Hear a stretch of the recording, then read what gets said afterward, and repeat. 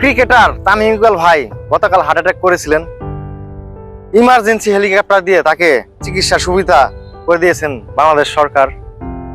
আলহামদুলিল্লাহ তিনি এখন সুস্থ আছেন। তো তার সুস্থতার মাঝেও আমার আফসোস হয়, কারণ ধনীরা অসুস্থ হলে তাদের জন্য ইমার্জেন্সি হেলিকপ্টার আনতেও সরকার দ্বিধাবোধ করে না। আর অথচ গরিব মানুষ অসুস্থ হলে হেলিকপ্টার তো দূরেই থাক, হসপিটালের বেডটাও ফ্রিতে পাওয়া যায় না।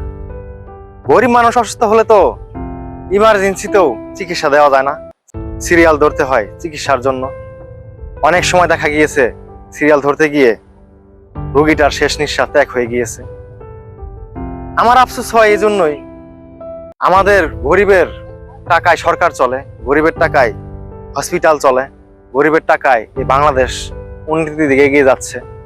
অথচ গরিব অসুস্থ হলে ইমার্জেন্সি হেলিকপ্টার তো দূরেই থাক, হসপিটালে বেডটা পেতেও পরিশ্রম করতে হয়। এটাই হচ্ছে বাংলাদেশ।